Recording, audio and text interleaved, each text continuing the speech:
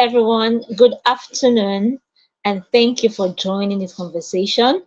My name is Ejiro, and I am going to be your co moderator for this event today.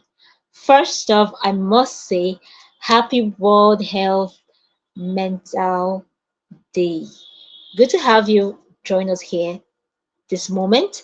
I appreciate you for your time and for being here. And I promise you, it promises to be an exciting experience because this webinar is one of many.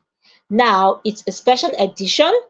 Why? Because we're talking about the mental health of Nigerian children. Okay, now I'm going to begin first off by introducing my co moderator for this event. His name is Onyekachi Basil, and together we will take you on a journey that you will not forget in a hurry. Hello, Kachi. Good afternoon. Good to have you join us here this afternoon. Yeah, good afternoon, Ejiro. Thank you so much for this wonderful privilege opportunity to be here. It's going to be amazing. Thank you so much. Yes, it's definitely going to be amazing. It's a very, very exciting topic we have at hand. We're talking about beyond survival, the forgotten mental health of children in conflict-torn Nigeria. This is not a topic that a lot of people talk about so much, like one would expect. Do you agree with me?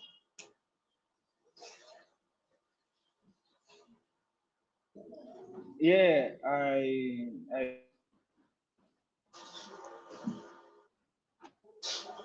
yeah, I do agree with you.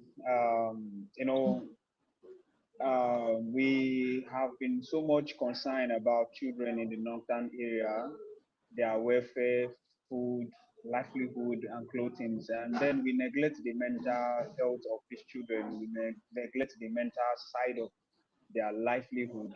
And it has been a concern because these children grow up to, become, what will I even say, the effect of what they went through their childhood period, what they see, the traumas. And if we don't look at these things, if we don't come to, address this situation mentally, it's going to have an adverse negative effect in their life. So it's an important Exactly. topic. A very important topic, and I can't wait to begin the conversation. So, if you're joining us on this call right now, do well to let us know your name and where you're watching from. Would like to know you, would like to meet you, so that we can have the conversation, going. And meanwhile, I'd like to introduce Udo Foundation. Udo Foundation is a non-profit organization that works to increase access to education for less privileged children in Nigeria. Now, we work with a lot of kids in conflict torn areas like northern Nigeria. And that's why we're having this conversation because we've noticed over time that beyond classroom learning, many of these kids, right, have underlying issues that have to be addressed because some of them have seen their parents being killed, some of them have been displaced. Some have even been kidnapped. You won't believe it. And then it's beyond just telling them, okay, go to school, go and learn, go and get an education. No, there's something here that needs to be cleared. And that's why we are dedicating today for these children who mean so much to us. We are using this medium to advocate and call for the government and every stakeholder to know that these kids need mental health support urgently. Okay, so Udo Foundation is the organization hosting this particular webinar under State of Education webinar, which we hold every month. So this is just a special edition, and we hope that you enjoy every ride. Right. So now we're going to get started. Myself and my co-moderator, we are not alone. We have some amazing speakers in the room who will be giving us nuggets, who will be giving us insight as to why this topic is even important in the first place. Kachi, sometimes I wonder when we hear mental health in the Western world, in developed countries, I think it's a big deal. But why do you even think in Nigeria or in other African countries, it's just now we are getting to even understand what this thing means? Don't you think it's funny? Like, I think it's funny, really. What do you think? Well, we Nigerians, we grew up, as with that survivor instinct. So whenever you're doing something, they will always tell you, my friend, man up, you can do this and all of that. Be a man, especially to the male gender. So we grow up with Yeah. survivor instinct. I don't know if it's because of our forefathers, what they went through, the slavery and all of that. So we are just Hmm. different in Africa. So when it comes to the word mental health, they have a lot of misconceptions about mental health, and the thought is just when you say mental health, you're talking about mad people, people in the psychiatric world, and all of that. I But agree. mental health generally, it just talking about the mental well-being of a person, the way the Yeah. person thinks, feel, act towards something. So that's just the mental health. But when you talk about mental illness, then you're talking about the state of the mind at that time, the negative state of the mind, right? That means this person has been diagnosed to know that, oh, this person has had an issue mentally.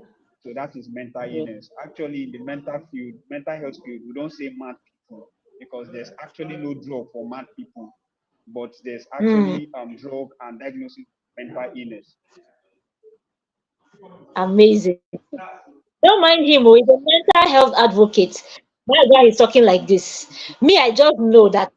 In fact, we need more of mental health awareness and support to Nigerians. Because you see, that survival instinct you said is very true. It made us tough, yes, but that's why some you see how the average Nigerian behaves sometimes. Because we are so stressed, we tend to snap even in the tiniest situations, we tend to just behave funny because we are just stressed. So we even need that mental health support all the more. That's what I think, really. So I know we're going to have an amazing conversation today. Like I really do. And our speakers are just waiting for us to bring them in because I know they have a lot in store for us. So now I'm going to begin by introducing our first speaker. Now, this is an amazing person. She is phenomenal. She has been in the mental health space for some, and she has done so much within such period, like remarkable progress. She has worked with young people, especially those who didn't even know where to go, where to turn, and she was so excited when I asked her to join us in this conversation today. So now I'm going to be introducing our wonderful guest speaker for today called Enebong Blessing. Right. So now, hello, ma'am. Good afternoon. Good to have you join us here this afternoon. How are you today? And how has it been so far? I'm wondering if our speaker can hear us. She can join us now so that we can see her face and get to meet her before I read her profile. Okay, I hear she's having network troubles. So I'm going to go ahead and read her bio while I believe she's going to soon. So now Anna Bong Blessing is a passionate mental health therapist. She is an emotional wellness coach. She's a writer and the visionary founder of Brace Up Integrated Consult, BUIC. Now, BUIC is a leading mental health and personal development organization, right? And she, with over 5 years of offering counseling, emotional wellness training, mental health awareness program, Blessing has empowered countless individuals through therapy, coaching, and training sessions. Yeah, I can testify to that because I participated in one of her um, online trainings. I tell you, I was burnt out at that period and I absolutely enjoyed every session, every part of the training. It was worth it. And she's a committed person. She's deeply committed to helping individuals grow and thrive. Hello, Miss Blessing. Good to have you join us here this afternoon. How are you today? I'm fine. Good afternoon. I needed to hide my Good face, afternoon. so you will not see the humility on my face. Good No, afternoon. today we own this face. Nice to meet you, Blessing. And I'm so glad you joined us on Thank this call. you. In fact, this topic today, we are going to do justice to it. We are going to make so much noise about this mental health issue that people will wonder what the Great. So I want to come back to you. So let me quickly introduce our next speaker. I'm wondering if he's on the call right now. That's Dr. Suleiman Bello. Hello, Dr. Suleiman. Are you here with us this afternoon? Is Doctor here on this call with us? Okay, not yet. So I'm just going to hold on until Doctor joins the call before I introduce him. So let's just get the conversation started, right? So now, Miss Blessing, good to have you join us here once more. Mental health. We're talking about children in conflict torn Nigeria. And the truth is that I cannot begin to tell you how sensitive this issue is, particularly because on the field, we've seen kids being taught in the classrooms, and you're just teaching, just as a teacher. And then you ask a child a question, they can't even hear you. They're just looking outside the window like they're lost. They're completely lost in thought. And you're wondering, you're calling the child and we can't hear you. And then you have to tap him. And out of shock, he just flames up, like he just flares up. Like, why are you shouting at him? Why are you calling him? This is a reality on ground for some kids in northern Nigeria where we work. The kids we work with, the kids we got off the street and put in the classrooms. You know why? Because some of them feel so alone. Some of them are, when you tap them, they are scared. They just react out of fear because some of them have watched their parents being killed. Some of them have been kidnapped. A lot of vices they've experienced. So that's why this issue is very important. So I think I want to allow my co-moderator get the conversation started by asking you a few questions. Kachi, please go ahead.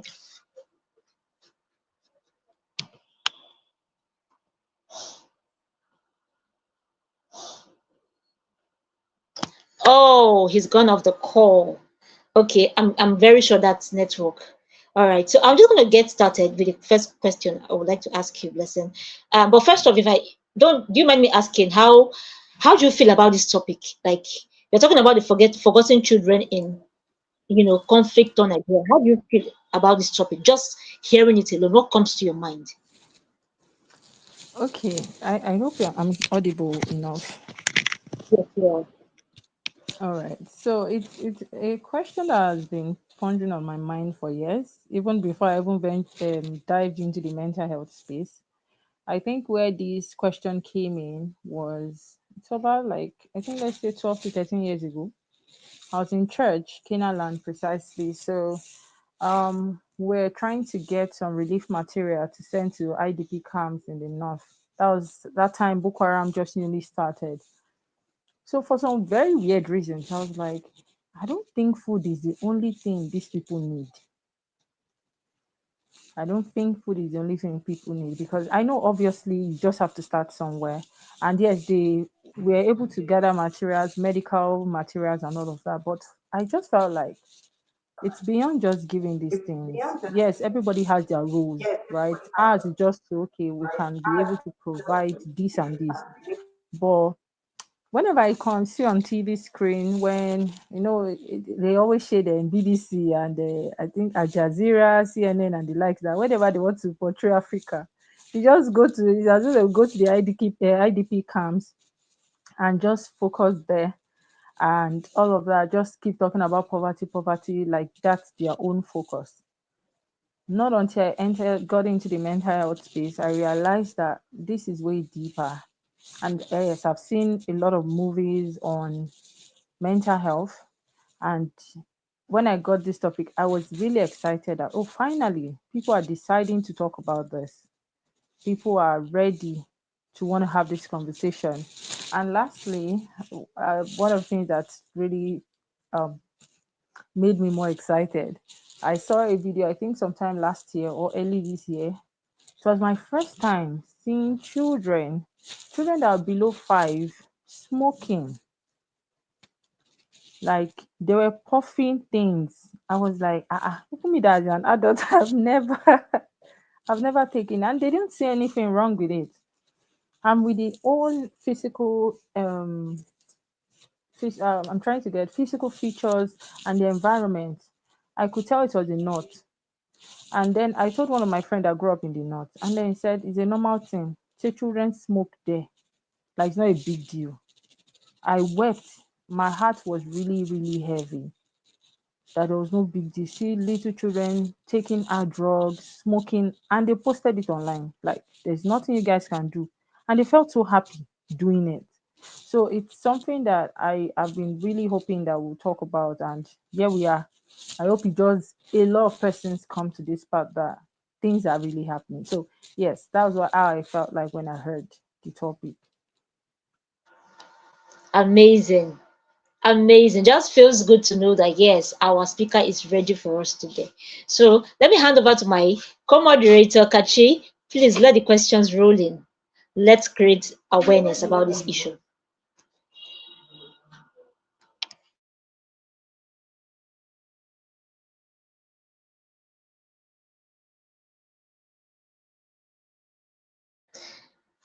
Okay, so I think it's having network issues. So let me allow you, listen, you're still going to go on with this conversation. So give us briefly, give us for the next few minutes, give us a keynote about mental health awareness. What exactly is this? What does it mean? Because I'm very sure that mental health, like I mentioned earlier, is a growing issue. It's a growing concern among Nigerians. It's a novel topic, sort of, because many people still don't even know what it means, right? Like my co-moderator said earlier, some people just when they hear mental health, they just feel it's mad people, or they still don't understand the concept behind it. So before we even talk about the mental health state of these kids, what exactly does this subject mean? What does it cover? Can you give us a background story to its meaning, what it entails, why people should know about it, why they should be concerned? Just tell us, please. Okay, so I'm not going to give the Greek derivative because it's not it's not that deep. So when you hear anything mental, you know it has to do with the mind. And the interesting thing with the mind is it's linked to your emotions, it's linked to it can also affect you physically. It's linked to I don't want to just okay, let's just leave it as just the mind. And of course the mind is linked to everything. As a man thinketh in his heart, so is he. So whatever you think is what shapes you. All right. So why the whole mental health awareness? Years ago, I was also a part of that, those people on that WhatsApp group. I probably even created the group where I felt like anytime you hear anything mental health is equal to madness because we're made to believe that. So, and every slightest thing, it just feels like, oh, yeah, this is it. So, yesterday I had a class last night, and I remember the story. It's something that happened. It happened to me when I was a teenager. I was in secondary school then. And the memory just came, and I was like, oh, yeah. People don't know that anything, even madness, it's not always from your father's house or mother's house or an evil arrow. These things are accumulations of things that you probably knew and you ignored. All right. So I apparently that Monday morning we're rushing to school. You know how Mondays can be now. Oh, get up, you're ready to fire down. So we stopped at then I was schooling in I schooled in command day secondary school Shodi. So we got there at the bus stop and this very properly dressed man on his suit, you could see his small bag, like looking very sharp. He just came down from the bus, and under few minutes, this man ran mad. There, I felt like, oh, it must be an evil arrow. People are now praying, hey, they don't get him, they don't get him. But I remember the story. I was like, it's really not always like that. Am I disputing the spiritual forces? Of course, I don't. I'm a believer, so I know things like that happen. But things also happen because you accumulated. For instance, I've also heard of a lady that lost her sanity after a breakup. What must have happened? It's possible there are several reasons. It's possible that okay, she's been in several relationships and this one just felt like this is my last straw and then she couldn't take it anymore. And it's possible that maybe the person kept on abusing her mentally, emotionally, and everything. And it's possible the person squandered with all her resources. I've seen movies like that where somebody ran mad just because somebody duped her. She couldn't believe it. And she didn't believe she was mad. She didn't believe. So they had to start working on it. So these things is very important for us to understand that our minds need healing as much as our physical body needs nurturing, just as our beyond just books. I know when some person say, so far I'm reading books, I'm getting educated. Take care of your mind.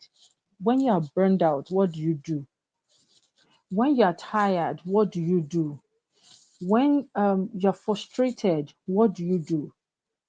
These things cut across to everybody. It's not, don't say doctors have it easy. Don't say you're a mental health practitioner, you have it easy. In fact, I'm of this school of thought that whatever you are teaching, you experience it the most. That's part of my school of thought. All right. So I'm glad that persons are coming to this awareness.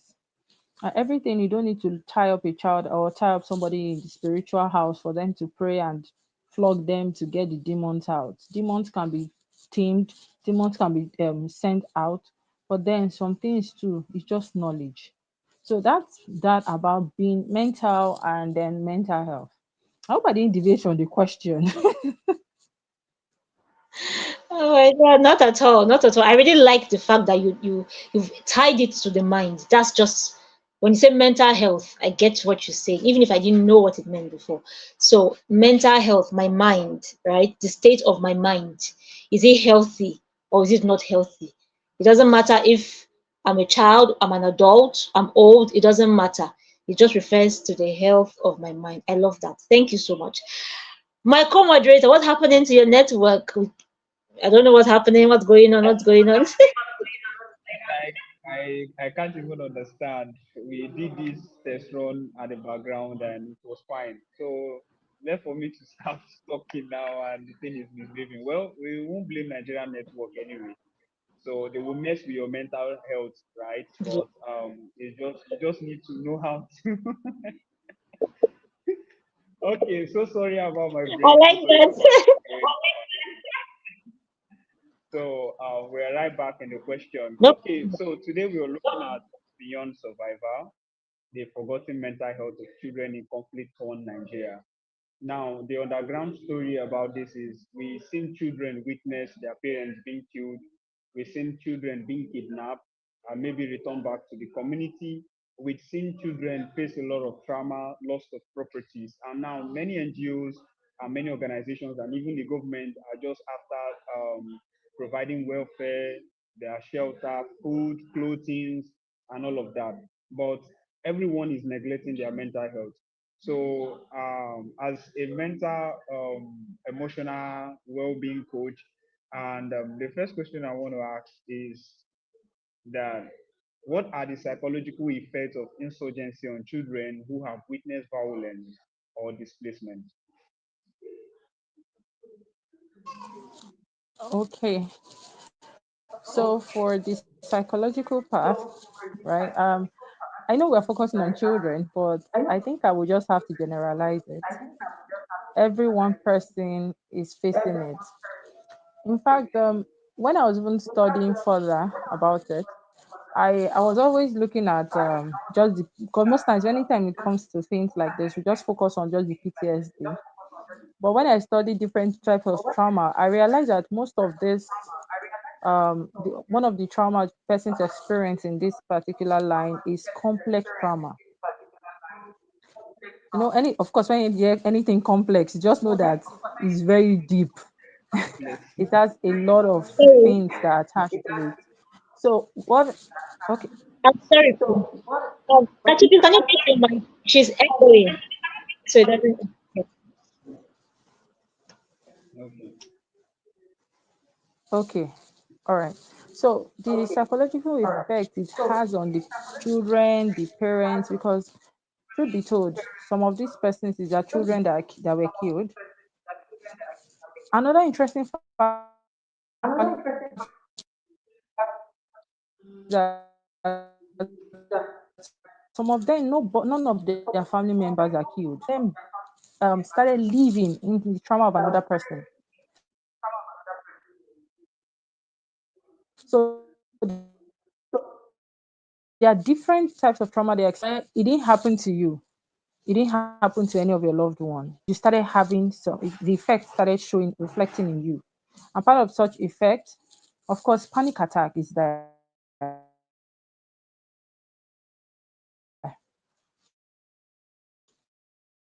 They feel when they hear, I don't know, depending on whatever happened, it could be gunshot.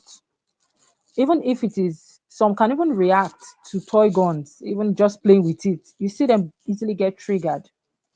Of course, there's the PTSD, that's the post traumatic stress disorder. Um, Panics, there's anxiety. I will found out that there's another big bro of anxiety, that's anxiety disorder, where constantly they are, it's as though every little thing just affects them at that moment. Parents, you now start seeing parents getting so careful with their children because of something that must have happened. I think the most recent one I saw on TV, I didn't watch it because I know myself. I can start feeling it personally. That's one of the problem with people that are empathic. You get to start feeling the same thing. That's, I think it was in Benue where they burned houses. That's the one that very dark man had to go. I'm very sorry in case you are hearing noise. I try to tame all the children, but this just keeps happening and it can be very distracting. Please really forgive me. Yeah, our home is a home for children. All right. So when I saw that, to be sincere with you, I cried so much. At some point, I stopped reading and watching anything that had to do with that incident. I almost wanted to start saying, God, why do these things keep happening? So imagine me that was not on the field when this happened and I'm feeling this way. A particular man said he lost, let's say he had about eight family members. He lost about seven, if not all, seven. I think it was all. A mother lost, I think, four children or five children, including her husband. How do you feel? How do you think she would feel? Beyond, yes, resentment is also part of it. There's this hatred both for Nigeria. Yeah, it's not just the people that committed the whole thing. It affects everybody. Nigeria, and maybe one of them, maybe let's say the big sister decided that that day she wants to travel. You now start hearing things like, "Why didn't you die with them? Why did you stay?" So there's resentment, there's anger, there's PTSD, there is secondary trauma. That's for those that didn't experience it directly. And so there are so many.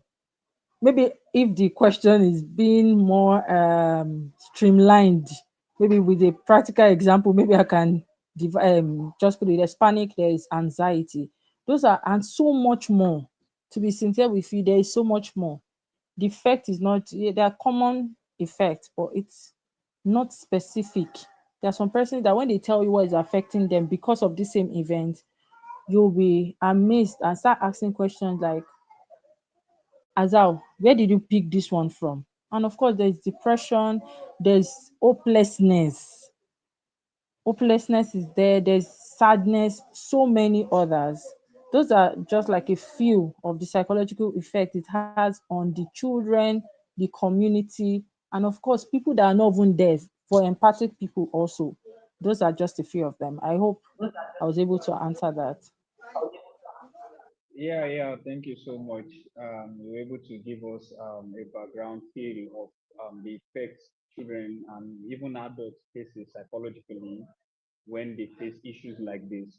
And my next question will be that what will be the effect of this untreated trauma later in life, in the life of these people who has experienced this insurgency in their life one way or the other, or those who have been a victim of this circumstance. So what will be the effect, the negative effect in their life when these traumas are not treated? Okay, so for the aftermath, I'll use an example of a lady I watched one time. Um, it was a northern lady. Would I use it? Okay, she, let's put it, she's a Nigerian, but a Muslim. Yeah. So she experienced things like this, but as involved rape. it involved rape. I think some years ago, I didn't know. Then people used to feel like when people and kidnappers kidnap persons, maybe male and female, it's just the females that are being raped. I got to find out from one incident. It was in Zaria. The kidnappers came into Zaria thereabout, just came and picked random people, both male and female. It was a polytechnic in Zaria thereabout. Just came and picked random people, both male and female, and paid ransom. They were free, and they ran tests, and a lot of them came out as HIV positive. So when that happened, I really cried. I cried because uh, I don't know how they are going to live their life. I went to school. I paid school fees. I didn't commit. I didn't offend. Why did this happen to me? So this lady came on live because then people they were going to schools. I think it was around that time where they were going to schools randomly, not secondary schools now. They were now going to polytechnics, universities to do that.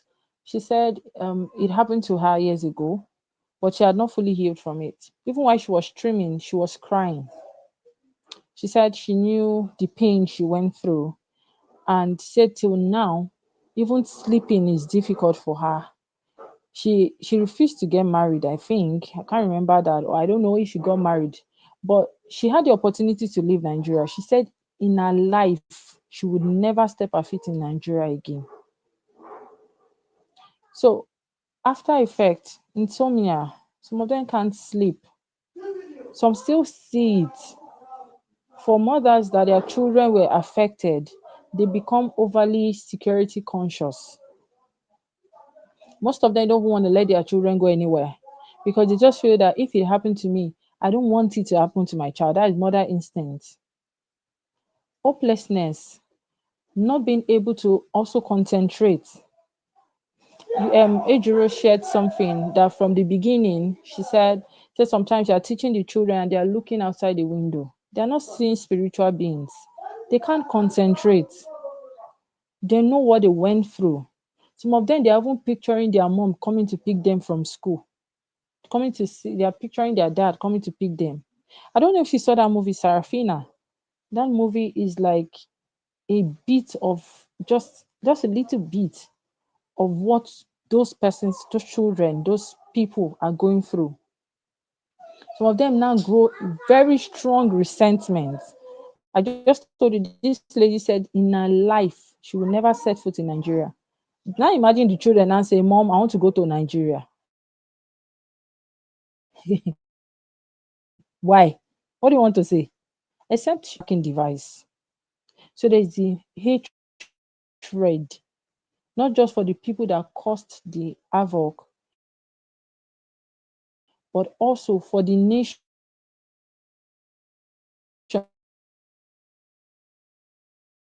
because they don't want them anymore. Check person that's gone through secondary trauma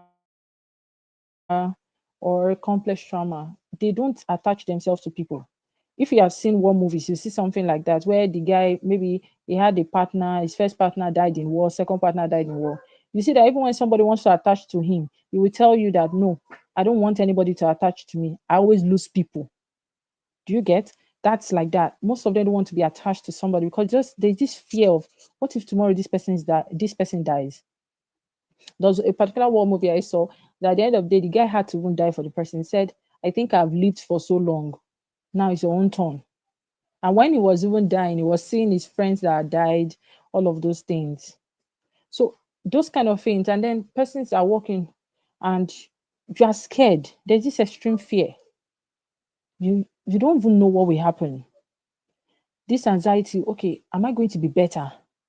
Am I going to ever come out of this? Imagine persons that are already affected with a virus they didn't go by themselves to get it. Somebody just came out of their sheer wickedness. What do you want to tell them? A lot of them wish for death. That it's better they just die. They become suicidal. What am I living for? Some of them even self-harm themselves that I'm done. And extreme cases, some of them even join and said, okay, it's time to punish other people. We don't always talk about the other side. We just say, let's talk. Some of them just say, oh, you know what? I think there's nothing in my life again. Let me join the clan. Let me also cause havoc. Let me join kidnappers. Some of them move into abusing drugs because they feel that, drugs has a, I've never taken it, by the way, has a way of making you feel like you are not here. It takes you to another dimension. So they switch off from reality because reality is too painful for them to bear. So they switch off from reality. So, and so many, it's peculiar to persons. But every one of it is painful. Sincerely, it is. What I can do is prayer. Imagine somebody coming online to tweet, may Nigeria not happen to you. And the next few minutes, it happened. You didn't bring it upon yourself. You were just traveling. We're just going to help people. We are just doing the, like, I think I'm becoming emotional. I think I should just stop here. All right. So that's that about it.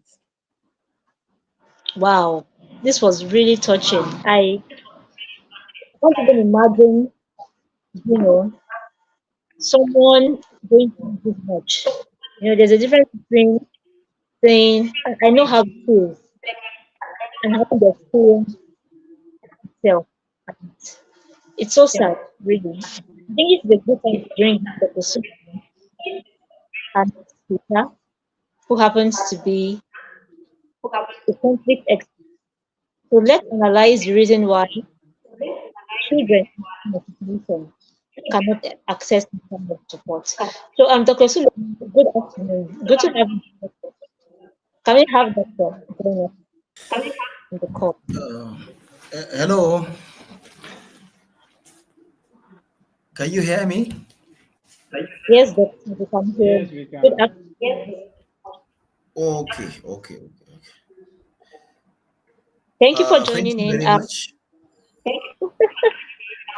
have an I amazing. can barely hear you. Yes. Okay, can you hear me now, please? Hello. Yes, I can.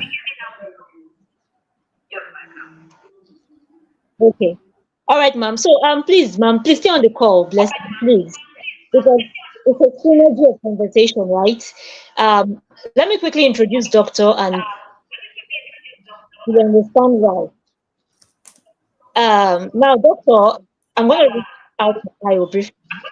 I think everybody needs to know who Doctor is. So, Doctor, we have a working history together.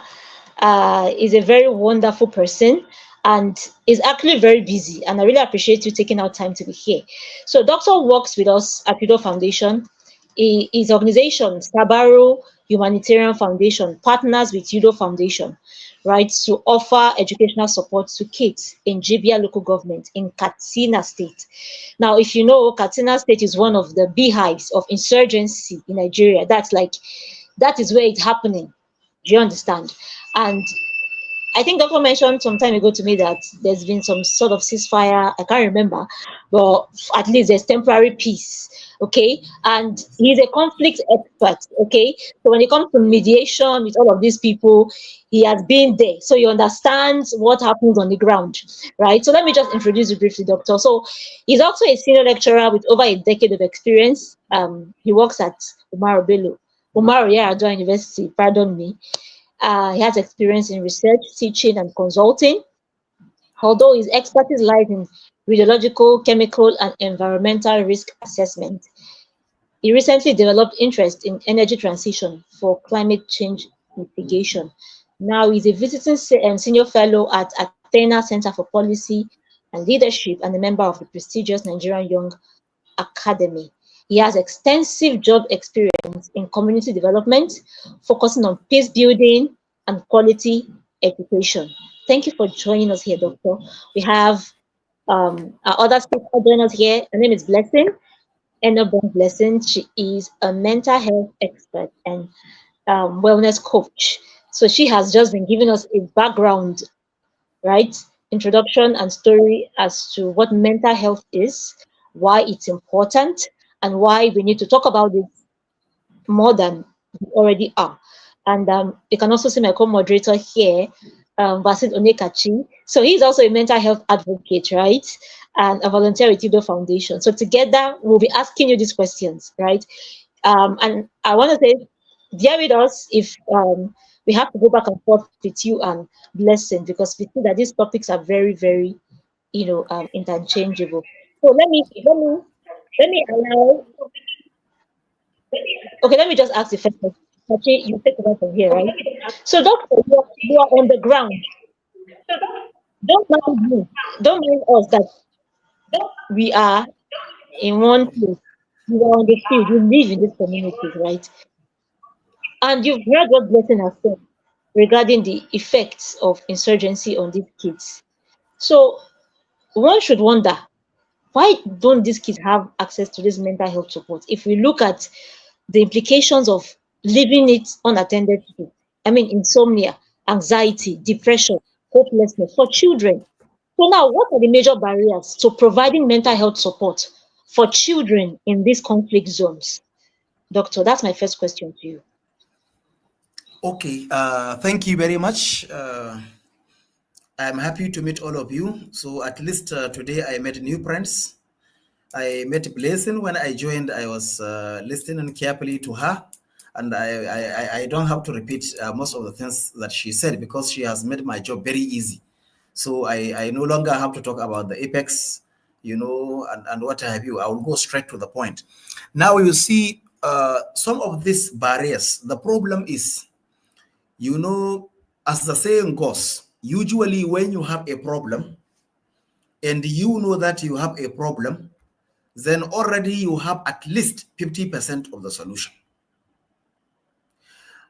The main issue is psychological issue is everywhere. We are living in these communities, but the problem is, does the people even understand what it means to need psychosocial support? Does the people know the symptoms that when they see in a particular individual, they can identify that this particular individual has been psychologically disturbed? He needs a particular maybe therapy, or he needs a particular advice or a particular support. I can tell you the major barrier is that of awareness. People are not aware completely. And another problem is there is sometimes a cultural issue here. What I mean by cultural issue is, usually whenever somebody is suffering from anything psychological, it is being connected with spirits, usually. Instead of looking at the problem carefully, it is being connected to the spirit, or connected to an extent that there will be a kind of, maybe somebody is not happy with the way he is progressing, or maybe somebody is not happy with the parents, therefore they went in the negative side of it and they are affecting the children. That is the connotation that is being given to things of that nature. And even though in Katsina, for example, we have psychiatric hospital and we have many doctors, especially in the main town, who have their expertise in curing or dealing with people that are psychologically disturbed. But the problem is, people usually call them as doctors of mad people only.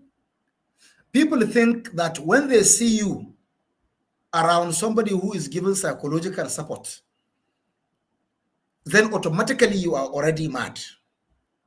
Therefore, sometimes even if you are being affected by the problem, you are afraid of opening up to come to the psychiatric hospital, because the connotation given to the psychiatric hospital usually is that it is the hospital for mad people.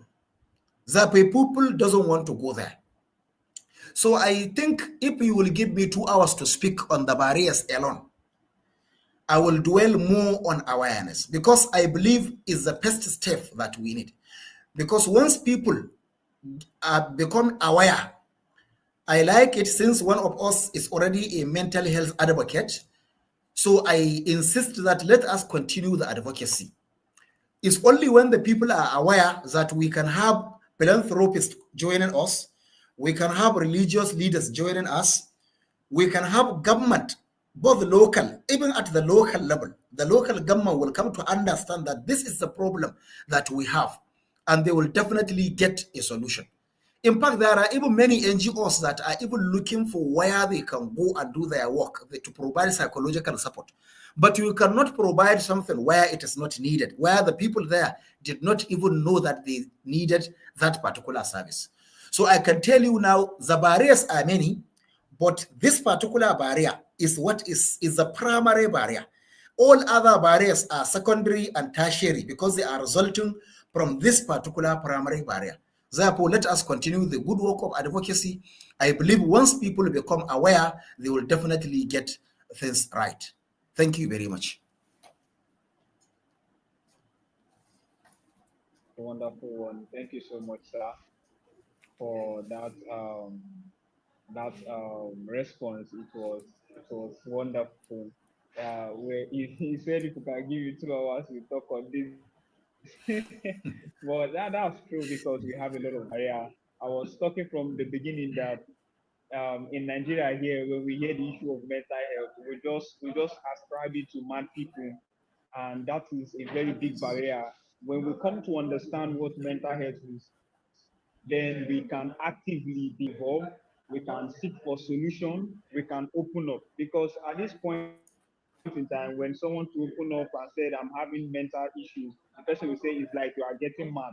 Go to the psychiatric." And like you said, it is rampant everywhere. It is a common knowledge in Nigeria, and we need to do away with that ignorance. Thank you so much.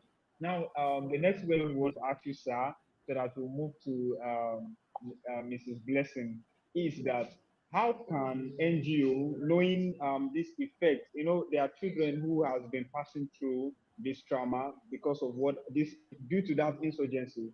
Now there are a lot of issues regarding these barriers right, and then we need to seek for solution. Then how can humanitarian NGOs, governments reach out to these children who are displaced, who are passing through all these traumas? So how can they safely and effectively reach these children? So what are the necessary Yes. steps they need to take? Yes. Thank you very much for this follow-up question. The usual rhetoric in the NGO sector was initially organizations usually run their activities through top bottom approach. That is, you just sit down in an office, design a program, and then relay the program in a community, then be running your monitoring and evaluation, and you learn along the way. But now things have changed. If you are looking for solution, many NGOs are now imbibing the culture of community-based approach. When an NGO wants to solve a problem like this, they should take the community-based approach as the way to go because it is the only way to go. As an NGO, when you come to a community, there are already people that are community leaders who have been working in different aspects, maybe directly linked to what you want to do or indirectly linked to what you want to do. And they are already trusted in that particular community. Therefore, when you go and you work with them, they can help you identify the right people to give intervention to.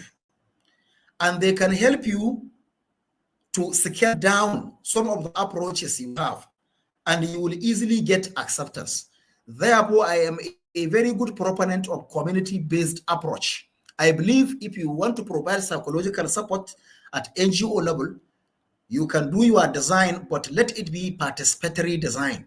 During the design, let the communities get involved in the design, and then during implementation, let the communities be involved in the implementation. When you do that, definitely the solution will be obtained.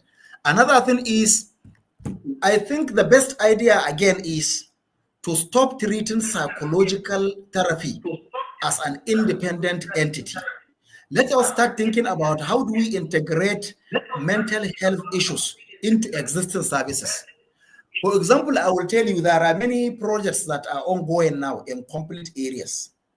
So instead of maybe treating mental health project as a separate project, while you are working on a project, for example, that has to do with education, like Udo Foundation is already working on education, trying to support, children that have lost their parents as a result of insurgency. They are paying for their school fees and what have you. So along the line, we can now integrate the issue of psychosocial support so that we can create some times, even if it is 3 times in a year or 4 times in a year, in which you will have sessions trying to relate with these children in the issue of psychosocial support, so that it is not treated as an entity, but rather it is being treated together with the program that we have already been running. And then there are a lot of livelihood supports that are being given in some of these communities. So if we can integrate psychosocial support with livelihood, then it will be a very good solution, and it will definitely yield the needed result. And then the intervention, because the technology has made it very easy for us, I think we need to also leverage technology.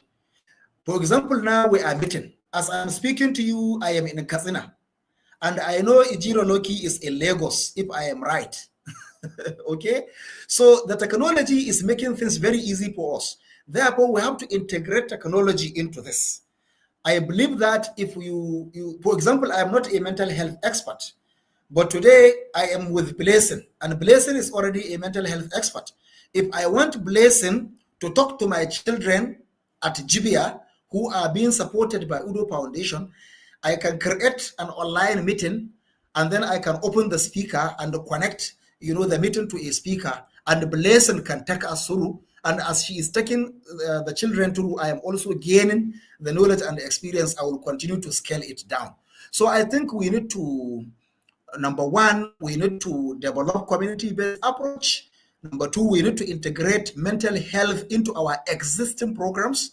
And then we need to also leverage technology. And then also people who are frontline workers that have been working, even including security forces, teachers, doctors, they need to have the knowledge of this particular knowledge so that they can include it in what they do daily. I believe when we do this, we can definitely have the solution to this. Thank you very much. That's a wonderful response. That's good. First, you said we should go by the community-based approach, and secondly, incorporate mental health into our activities, into our curriculum, and third, we should leverage technology. And you go by those. But I have kind of a problem with that community-based approach. I believe Ms. Ejiro will be able to witness about this the last time we went for a community outreach, especially to these rural areas or where we refer to as ghetto. Now, there is this common thing they usually do, that you come in as an NGO to impact life in that community, and then you have touts disturbing you. You even have the community leader telling you that there is a certain amount of money you have to pay them, and you're bringing development into that community. And this is the problem we are facing as in Nigeria. And this has scared so many NGOs out of that community. NGO will be witness. We have to pay some community leaders before we can even have access to the people. And they are the one telling us, and there are some that you can't even trust with the items you're bringing into that community. Reason being that they will have to first prioritize their family members or those who they love in that community. So this is the problem we are facing in these rural areas, especially where underdeveloped area.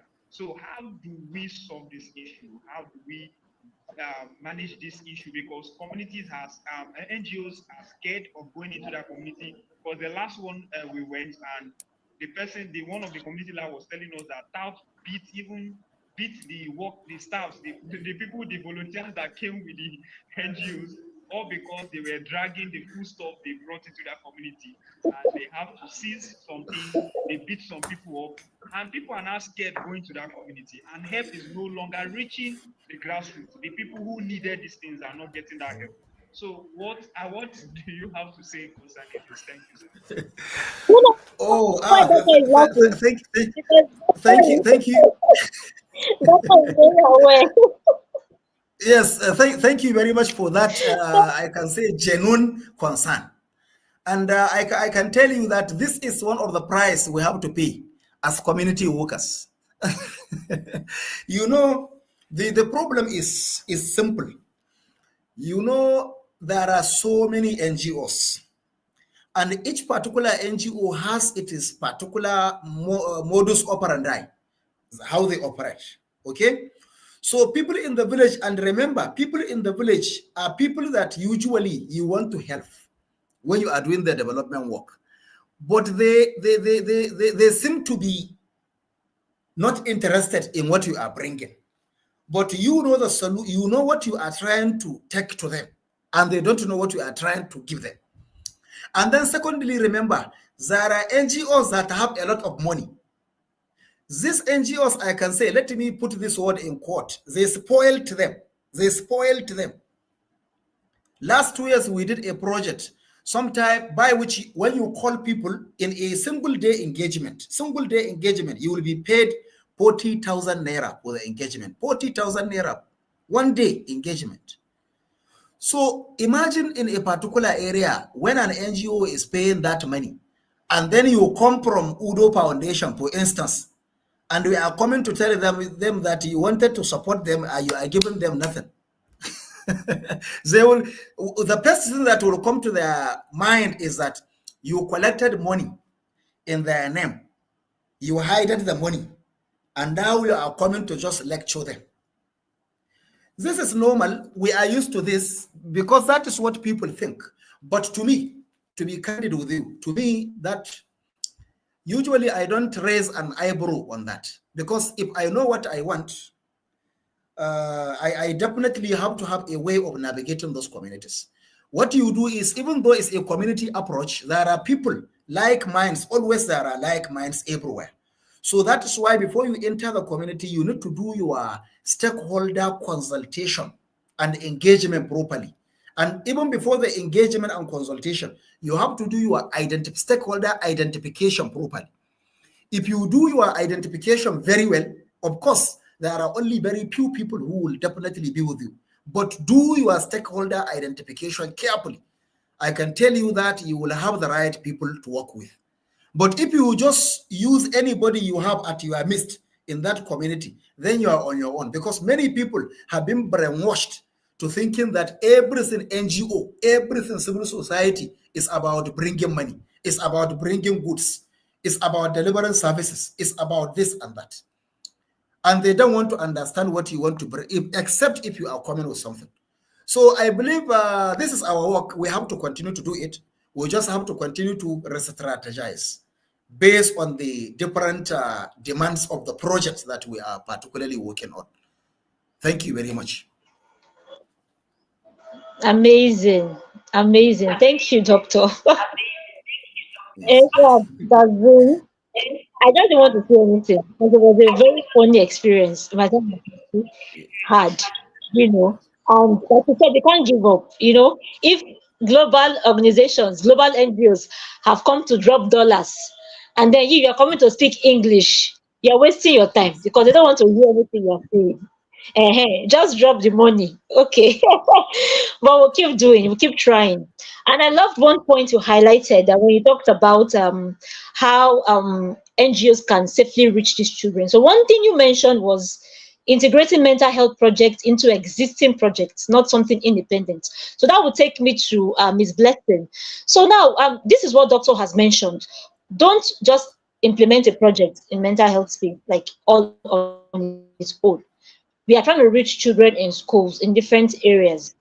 How exactly now can schools, NGOs, and local community become safe spaces for mental health recovery? How exactly do you think that we can implement this kind of projects? What kind of projects or programs do you think we can implement in this regard? Thank you.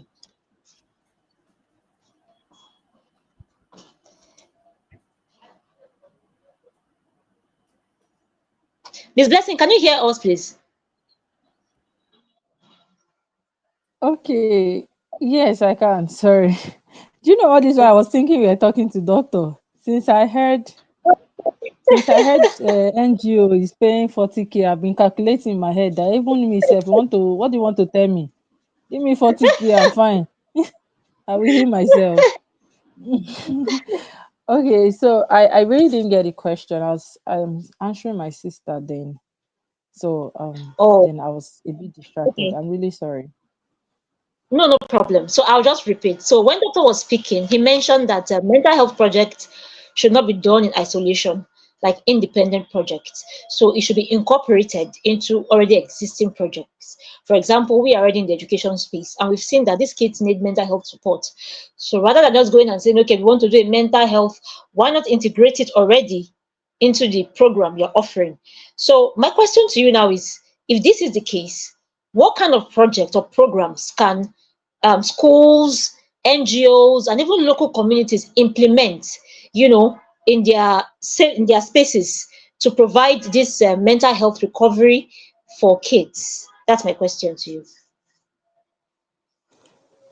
Okay, so personally, I think before you can collaborate with anybody, you need to know what each of them stand for. Okay, so there are some organizations that they nothing concern them with mental health. What they are just focused on, share is rice you want, we'll just give you rice, and that's just their role. There's nothing you can do. There are some that will just tell you, okay, we'll just come and be checking their blood pressure. That is it. So number one thing is, what is your area? Does this community serve for this area? We know you want to impact people, but to be sincere with you, you can't just impact if it's novel, especially in a place that is not open to things like this. I know, yeah, God opened the doors for me. Yeah, I know, but then God has made some things very easy for us. Just go through the channel. All right. So sometimes most persons just want to feel, they feel that because I already have the idea, I everybody must get this thing, everybody must need it. And it's not always so. Sorry. Aside that sorry, that everybody must need it. It doesn't work like that. So if you are new in a place and you know that okay, this place doesn't offer what I have to give, you can make inquiries. First of all, you need to be in that community, make friends. People can't trust you if they don't know you. Don't start coming with letterhead. What concern them with letterhead? You bring letter, they will tear it. I some years back we went to Ilorin. We had a conference, so we wanted to do sightseeing. But I already browsed online. We wanted to see the longest waterfalls.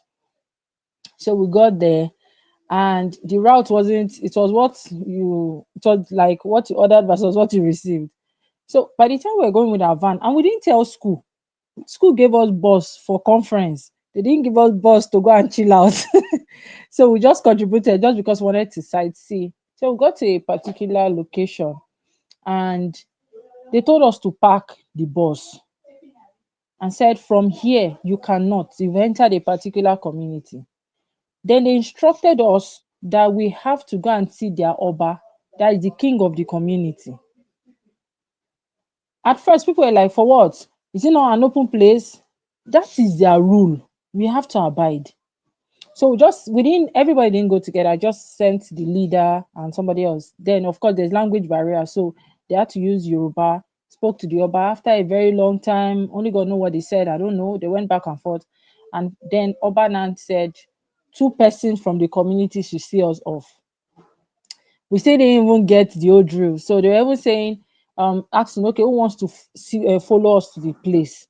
People were refusing. So it was just two children that agreed. So we felt like, why are these people ashamed? Or they've seen the water. It was when we trekked. We trekked more than 2 kilometers. We now understood why people refused to go. By the time we were coming back, they had to go back to see the Oba again. They did whatever they needed to do before we got back to our hostel. That day, we prayed a lot of prayer because things happened on the road. One of those days that I can never forget in my life. So, what am I saying? The community is not really used to people coming. But by the time you came, still with the boys, we had to be friendly, things like that.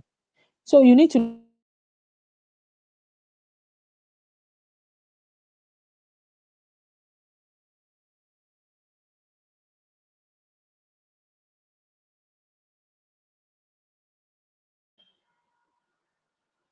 Okay, so I think she's having network issues.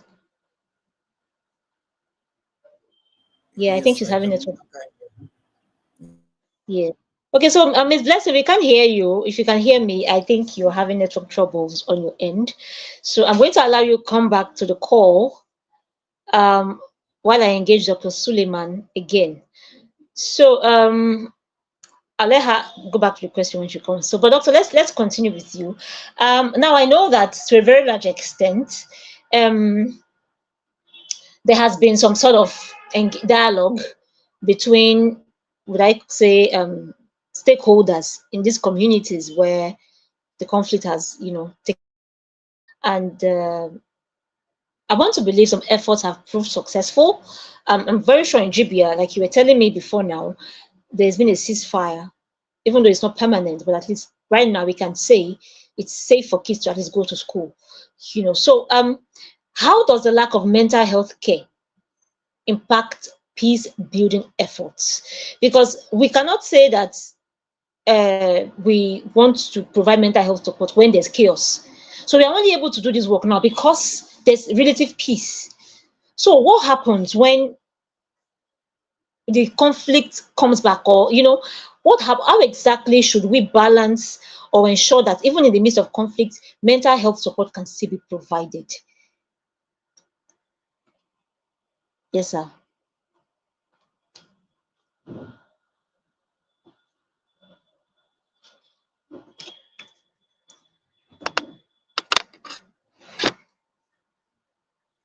Okay, doctor, I think you're muted, sir. Okay, thank you very much for this question. I think your question centers on how the lack of mental health care impacts peace building efforts, right? Right? Okay.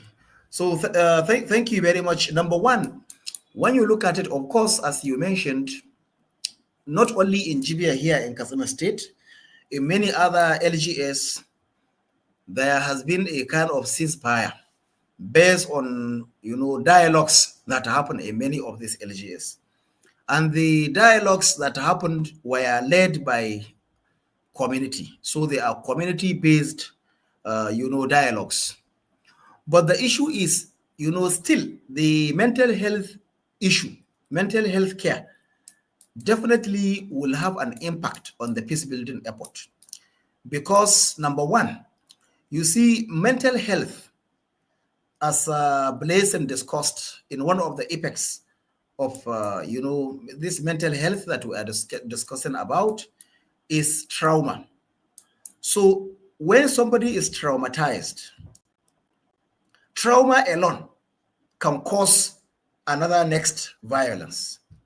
So unless that is why there is need for de-radicalization and so many other things. The trauma perpetuates violence. So there is a connection between trauma and violence. Therefore, some people had their parents killed along the process. Some people had their parents kidnapped, and everything they possess has been sold off and paid to the bandits. And now there is dialogue that everybody should live in peace. How do you want these people to, manage the trauma that they passed through? So this is an issue that we are still looking at, and even the state government is also looking at that, so that the peace can be sustainable. Otherwise, it cannot be sustainable. And then another thing is, the mental health issue is always linked to social cohesion. Now people live, especially in rural communities, people live with these bandits together in the same communities. And before the banditry, remember, most of the bandits that we are talking about, most of them are people who are also members of those communities. So since they are members of the communities before they join banditry, and now that there is a ceasefire, they continue to live in those communities. But remember, what they perpetuated is also in those communities. And the people affected are living in those communities. So the people will live together with them, with the perpetrators of that crime. So it's a very delicate, complex situation. Therefore, imagine the feeling when you see somebody who killed your parents and he has now been forgiven. You are praying in the same mosque, living in the same, going to the same market, living together. So it's a very delicate situation. Therefore, this issue of psychosocial support that you are talking about can never be as important as the present time. But I believe when you are doing the process of healing through the psychosocial support, these children can be made to understand that the need now is looking forward, not looking backward. Because if you are looking backward, there will never be peace. And looking forward is better because at least the problem has stopped.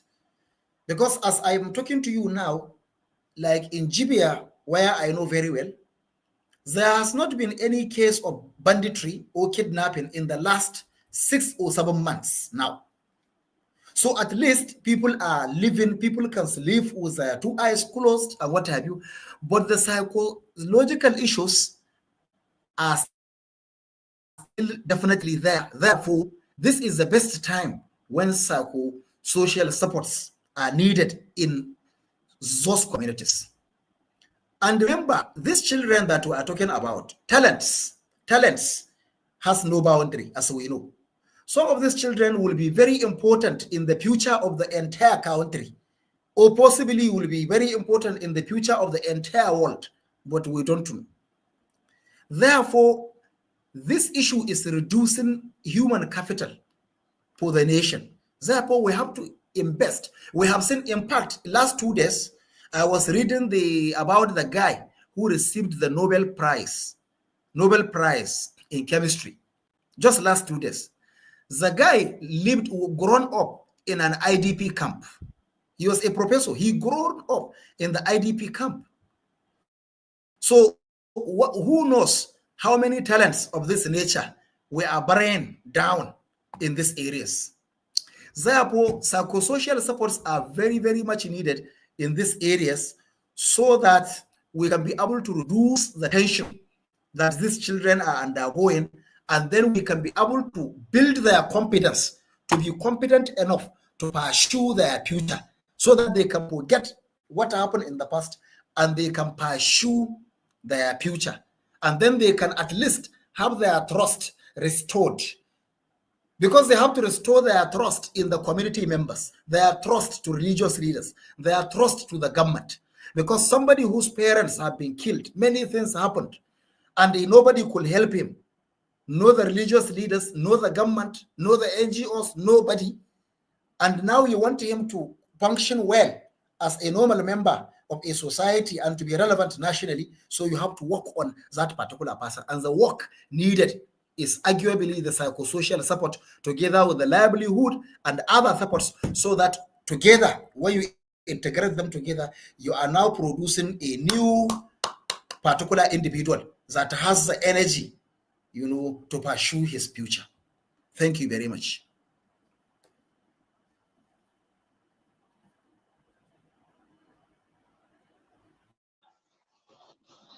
Amazing. Wow. Thank you so much, Doctor. You've said so much and shared so many insights. I'm just wondering, I wish, our stakeholders and the policymakers can listen to this, because it's so important.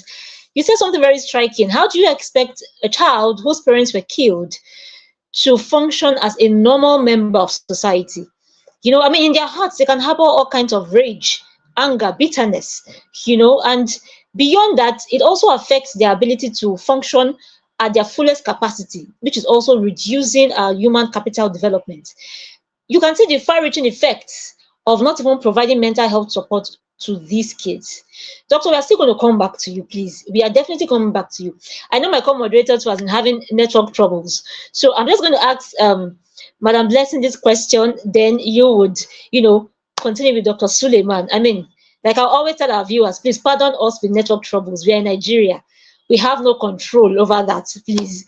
Okay, and I can see a very wonderful viewer of ours, Process Promise. She says, well done, guys. Thank you so much, Promise, for joining the conversation. We hope you are learning a lot, and we hope you also leave us your questions, so that we can take them after now. Thank you.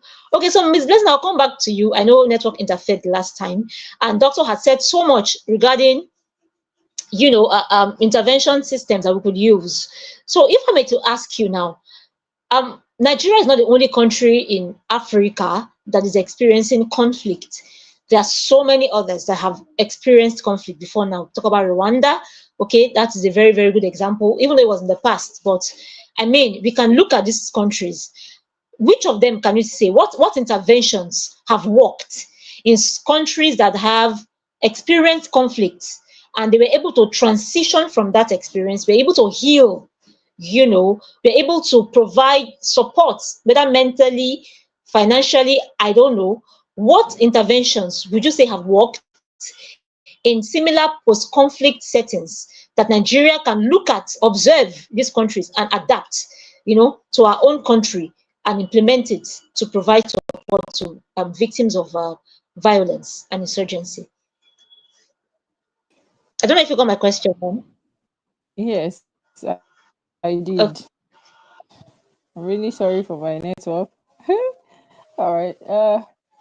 I was almost tempted to say aura for aura, but okay, from studies, at least I know of quite a number of countries, and I did a bit of study on conflict management. Whenever we discuss conflict management, we always look at this: let peace reign in this angle, don't do anything. For believers, we employ Exodus 14:14. The Lord will fight for you and you hold your peace. All right. But then there are different ways in which we can achieve peace.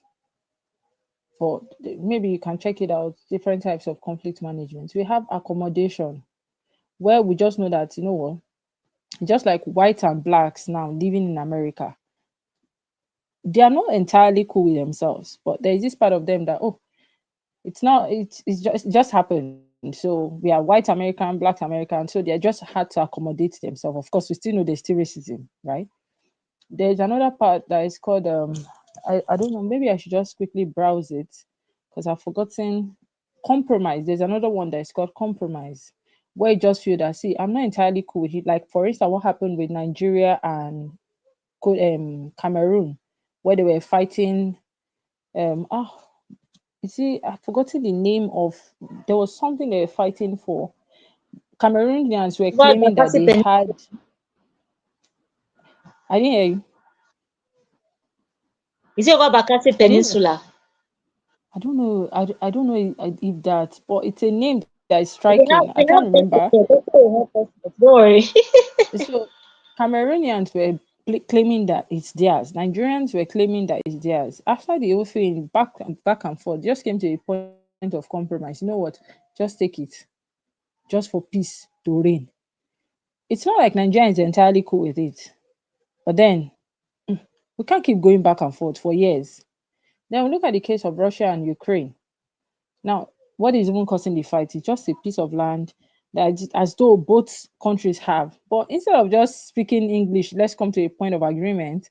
Putin decided that let me throw missiles, and that's it. Till now, it's still on. Would I solve a problem? Not entirely. What I'm just trying to drive out is that there are different ways in which this can be done. I can also encourage that government get involved, not shadingly. Right now we're in Africa, let's just be sincere, there's a lot of rituals, right? So a lot of persons are speculating that these things are being done um as a ritual. And I've seen it online. So many persons has given their ideologies on it and all of that. And I at least I know of somebody that is in the military that says several times that the soldiers know the persons that are causing these things, but they can't do anything because there's somebody at the top that's telling them that no, just keep going. And innocent lives are dying. Some just out of the anger left the military that they are not in anymore. So if persons can just come out, we just the funny thing that we need just one person. Scripture said when the righteous rule, what happened? The people rejoice. Nobody is saying that everybody can be good in a country. Even this country that you're feeling that is working, you'll be amazed that there are a lot of things that their social media is not even portraying that is happening. Until you get to the country, you'll be like, what is going on? But it's just that you guys are making noise now. But it's just that it's because it's because they know how to cover it up, and they know how to just paint the image that they are good. There's a particular country I'm actually studying on. I've been studying on them for long when it comes to mental health. Somebody told me that I told him, okay, can you share some certain things? And he told me it's not from that country. He told me point and blank that I said, listen, until I graduate from here, I'm not going to and collect my paper. I'm not going to share anything because if I do, even if I try to fake my voice or anything, they will find me. And you think when you see them, you think they are living a perfect life. It's a lie. Africans here, we are just too loud. That's just the thing. There's still this high level of greed, selfishness, until we come to that point to see that this thing is beyond us. It's beyond what I want to get. It's beyond my family. Human lives too matters. Then we are already halfway solving the problem. Some people just feel that it's none of my business. It no concern me. Not until you touch somebody that is very dear to them. This I don't care attitude. What can we do? There's prayers, of course, and there's the part of people speaking up. Not youth leaders say, okay, we're going to go and talk to our leader, community head, and they give him one bag of rice and he closes his door. That is fine, we're not talking again. It can't work that way. So there has to be unity of mind, unity of goal. And then people supporting that, oh, doctor is saying now he's in the is there working as a medical doctor. It doesn't have to just be somebody that was on stethoscope. You see somebody having an issue. Okay, you know what? Let's just train this community on first aid. You can't always bring everybody to the hospital. This is what you can do. Crisis management. You can do this, you can do this. Where is beyond just a particular set of persons, where everybody is fully involved. So, not selfish, not saying it not concern me. That way, trust me, you are going better. Sometimes you need to retaliate. I'm sorry I'm saying this live. There are some things you just need to go aura for aura. If you remember, I think it was, is it America and Japan? I be China and Japan war.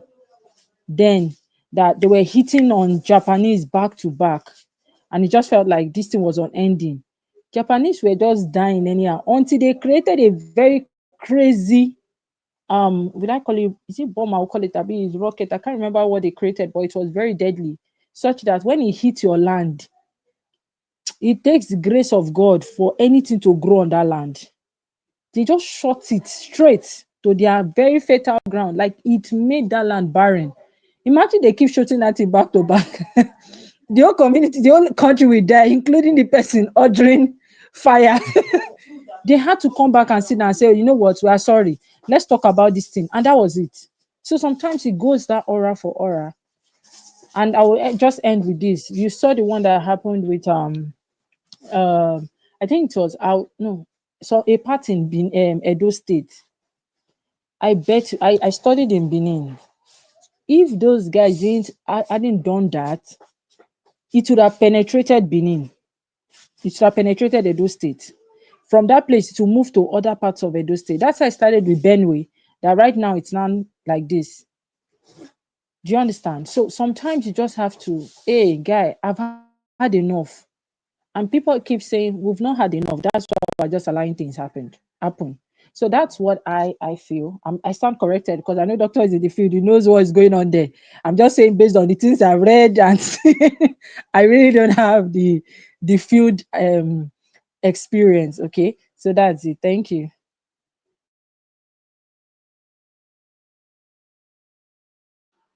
Oh my God, what a conversation! Like I'm literally hoping and wishing this would not end. And there are questions for you guys.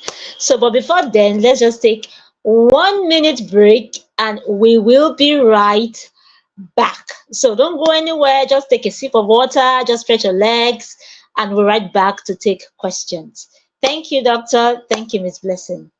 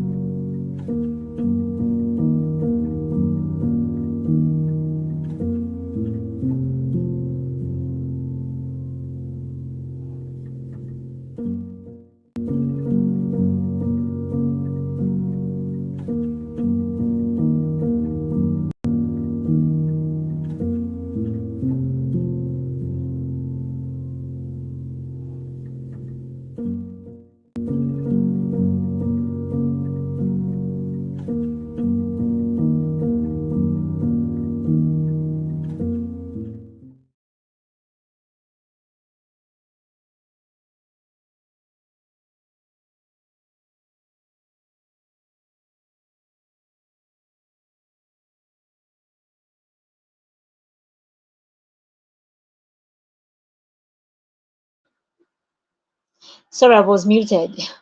All right, so welcome back to the conversation. I hope you didn't go too far. So we're going to get to the last segment of this webinar. I know it has been a wonderful journey so far. And if you had no knowledge about what mental health was, I'm sure now you know better what mental health is about, what it entails, the effects, the consequences of not paying attention to your mental health.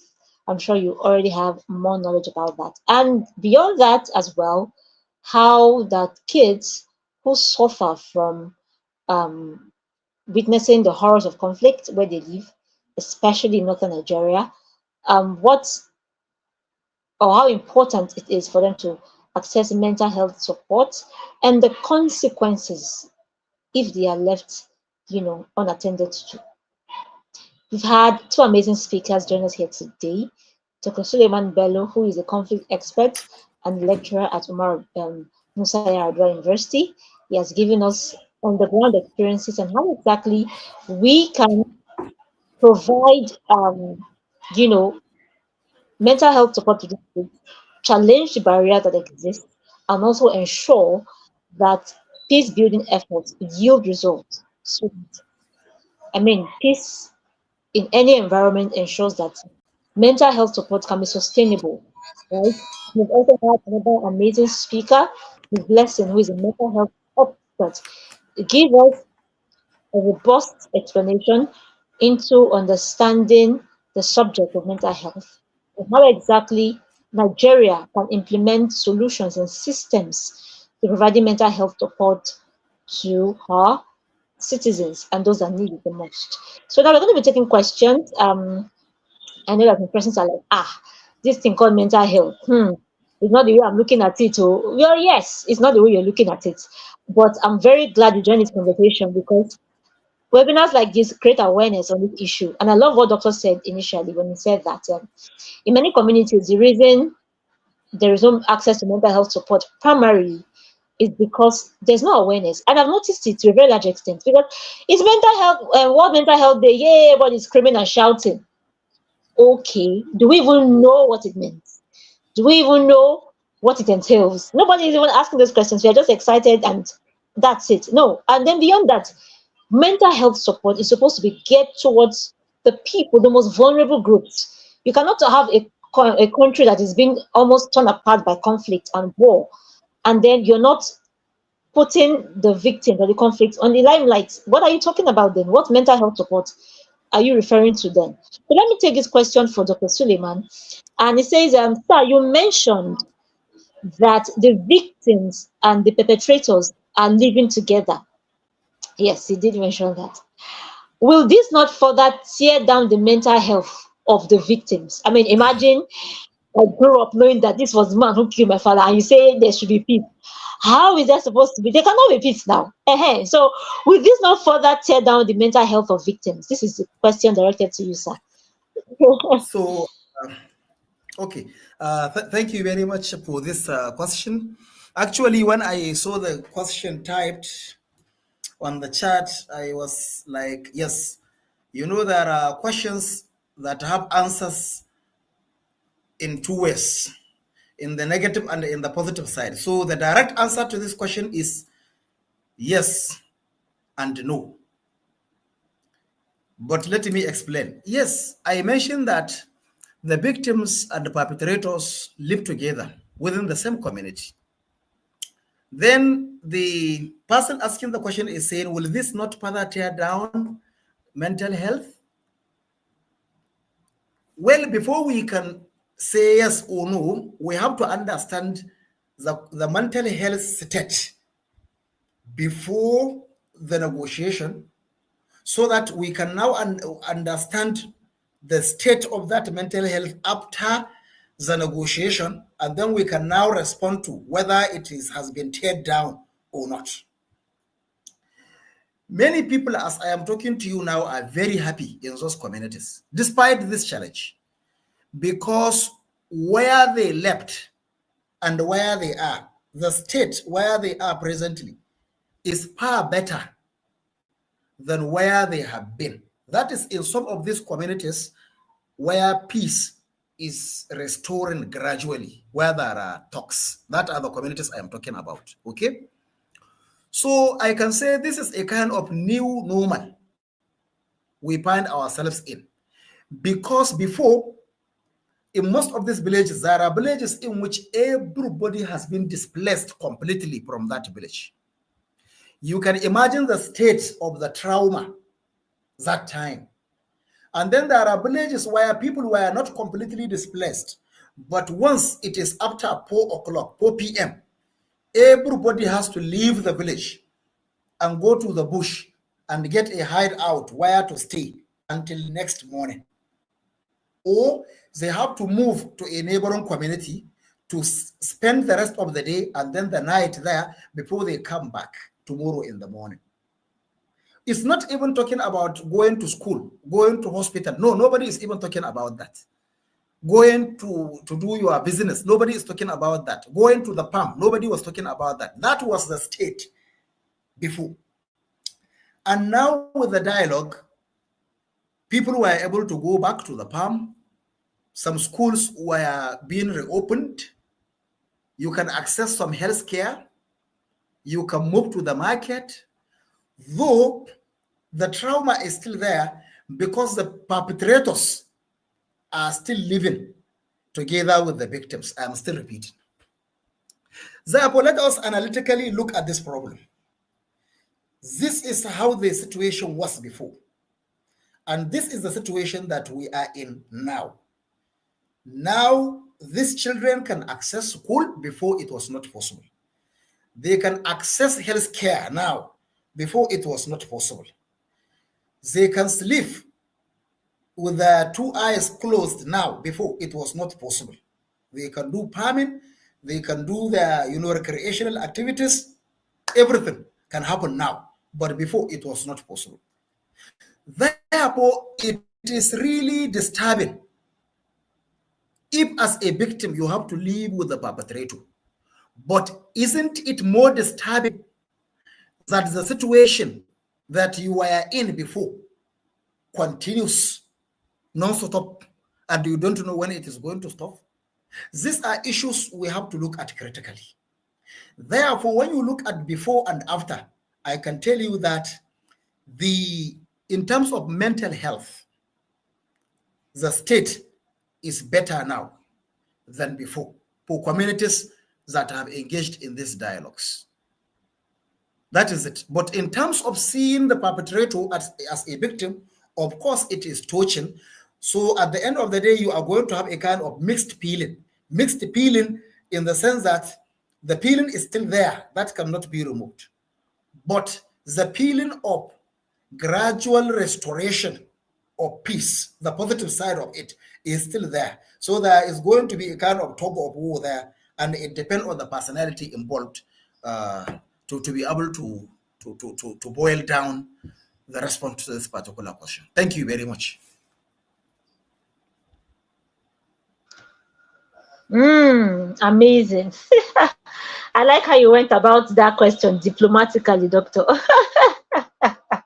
So, like you said, I like the fact that, of course, the mental health of the children has to be first of all checked in before you even tell them to, live with these people. So it depends on their state of mind. If they have truly healed from within, if they've forgiven, if they've let go completely, why not? I mean, they're children at the end of the day. They can't always heal. I mean, and then again, time heals every wound, like they say. It may not be easy initially, but as time goes on and you see that these people genuinely repent, well, you may just forgive. I mean, how long will you hold on to grudges? Yes, so it's not easy, but we are really hoping that these children will get through this and get through it and come out of it successfully. All right, so I have another question for Miss Blessing. Please, can I have that question projected for Miss Blessing? Or I could just read out on my end, if that's okay. Okay, so let me just read for you, Miss Blessing. Doctor, there's one more question for you, so please just hold on.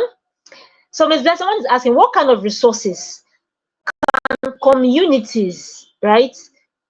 Whether it be the schools in the communities, whether it be the NGOs in the communities, what kind of resources would they need to provide mental health support to these children since they are financially constrained? I mean, they are looking at communities that have been ravaged by conflict, right? So it's already very difficult when it comes to livelihood. And now we are saying provide mental health support, maybe in the schools. So they might need to equip one or two teachers, or what is the basic, or what is the bare minimum when it comes to providing access to mental health support? What can any organization, at any level, provide? What do they need to provide these services to children that need support? That's your question, ma'am. Okay, so it's a very, very dicey question. I was just thinking resources, resources. Sorry, I'm making up. All right. So, what kind of resources do these people need?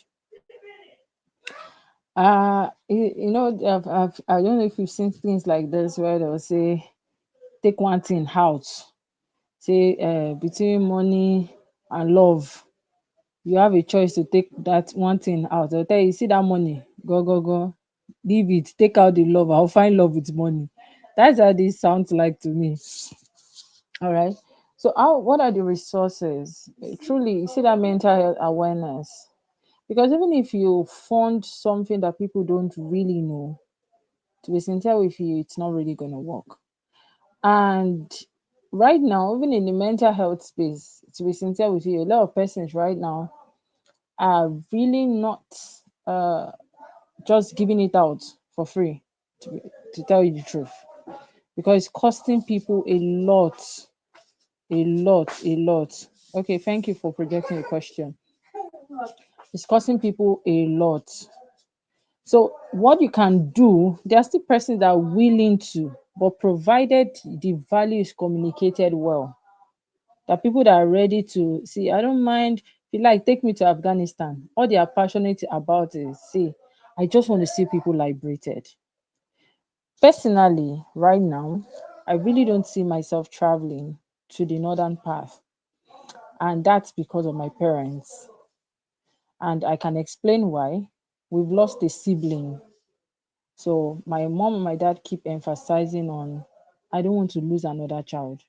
I remember when they posted me to Yola, I had to spend 2 days on the road. You needed to see the number of calls they were calling. And even when my sister wanted to go and school in the north, my parents kicked against it. So that time itself, that she was considering traveling, that was when they raided that train and they killed people. I think it was Kaduna side. And she needed to go to that Kaduna. They started calling, oh, we've lost one child, we cannot lose another one. So in as much as I'm passionate, I have to consider their health. I know what they went through. Even last July made it 10 years since he died. They've not fully moved on. So I cannot even speak that English. So I can only send forth my prayers. And even if I must go to the north, that will be flight and a place that my mother can be at peace.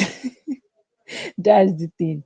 So, but then, in as much as I can't, what I can do is my passion, I can give out a lot of services, or let's say some services for free. Part of it is equipping the teachers, just like what you do is intending to do. There's language barrier. So we need to equip these teachers. This is how we can do it. Okay, put it like maybe every every week. It has to be every week because if you start something and say once in a month, people forget it. So every week, simple mental health acts. Before you start this thing, you just tell them close your eye. Imagine yourself in a better place. Imagine yourself happy. If you see yourself happy, what is that thing that will give you happiness? Doing that kind of task gives them this place of safety. It's not expensive. You just need one person to spread it across. Doctor is very much informed when it comes to mental health. So imagine doctor equipping another person. That person leads, equip two persons. I saw an India movie. The guy said he doesn't want to influence all the community. He just needs one person. By the time you influence one person, the person goes ahead to influence two. But most times, whenever I want to do things like you always just look at the money first. Yes, is money important? Of course. Like I said, doing courses because if you just put mental health there, I'm a mental health person, some people will not take you serious. So for them to take you serious, you need to spend. So imagine you're spending hundreds of thousands and millions, and somebody is telling you, come on, we are passionate about you are speaking English, or you will pay. You will really, really pay. But there are ways to communicate these things. Please, right now, this is our financial capacity. However, this is what we have been doing over the years. And this is it, this is it. Any sane person can at least say, okay, I cannot give you 2 hours, but I can give you 1 hour. You have started doing something. So imagine you've influenced one person, the person goes ahead and says, okay, I'm creating a mental health program for children every Saturday evening. Come for 1 hour, 2 hours. And he speaks Hausa to the community, to the parents, going to their house to house and telling them, you're already spreading it. You're spreading it. So rather than just focusing on everything has to just do with this money, why not look for other alternatives? There are resources, and one of the major resource we need is human resources. When it comes to resources, people always think it's financial that is the number one. You can have finance and you don't have the right people.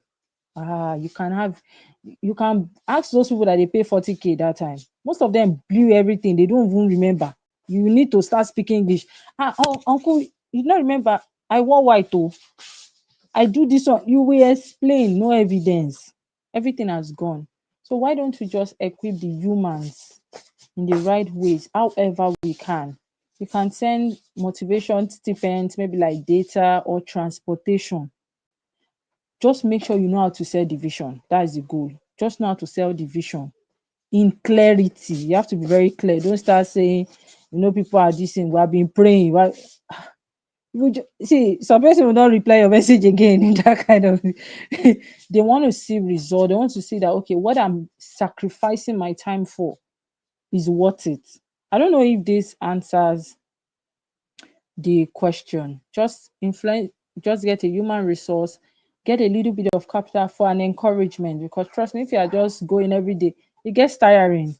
But just say you just not do anything. Wait until you have made it. Maybe like 5,000 children will have died before you make it. So that's just my own school of thoughts. Thank you. Wow. Amazing. Thank you, Blessing. And I must mention here that there's something in the pipeline. Foundation is working with Ms. Blessing's organization, Brace Up Consulting, right, to provide mental health support to these kids. So it's still a work in progress, and we are hoping that it will manifest soon because we cannot keep quiet, like she said. And it takes only selfless people to want to even do this. And I think I must appreciate her for her desire and her passion to support these kids. Thank you so much, Miss Blessing. And we hope that when this begins, others will see the importance, of having to provide this support. But then I think the next question will address this thing I just mentioned now because so yes, Miss Blessing wanting to offer this support. She wants to train these kids, provide mental health support to them, but she is not even in the north, right? And I know doctor talked about technology, so let me go to that technology part now. So, doctor, someone like Miss Blessing that doesn't speak Hausa, and we know that these kids, majority of them, or they're not generally Hausa that they speak. So yes, we know we have Zoom, we have Google Meet, and other technology devices that yes they can use to connect. But even in my head, I'm trying to figure out how exactly is this going to work. So let me ask this question because it's going to help us very well. Sorry, please, can you help me project the full question? I want to get it clearly. So, doctor, someone is asking, how can technology be effectively utilized on the field since mental health experts may not be present on the ground due to language barriers? This is based on the assumption that many experts do. Sorry, please, can you help me? Yeah, many experts do not speak local languages. So, how exactly do you think this is going to work? I know Blessing mentioned training the teachers. I don't know, but even the teachers, some of them are not really understand English very well. So, how do you think this can work? Yes, sir. Yes. So thank you very much for that question. And I am already a tech enthusiast. So I think I like this question. Yes, you see, distance now, I keep insisting, is not a barrier.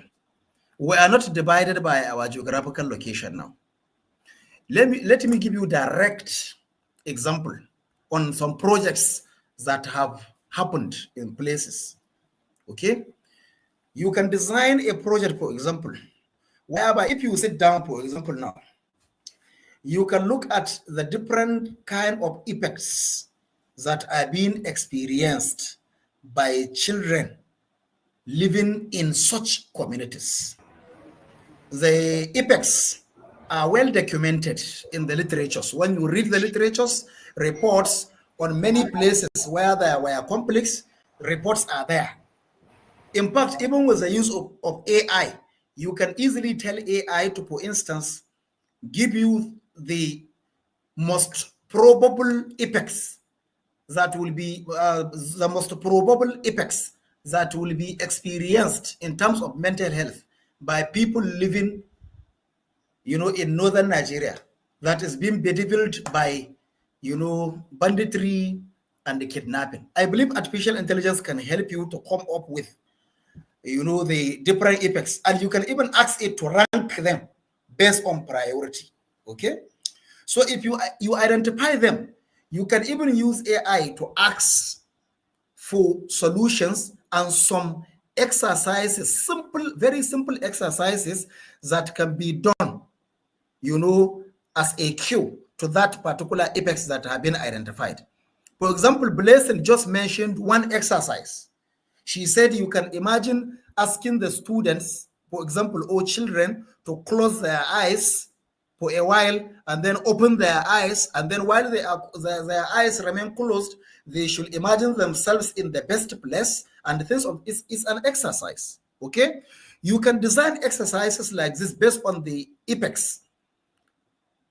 You can leverage technology to do that. Of course, language barrier is still there. When you do everything in English, you can decide to come up with an application that will be either maybe in Android, an Android-based application containing all the information together with maybe animations, or just an information in form of graphics, or information in form of text.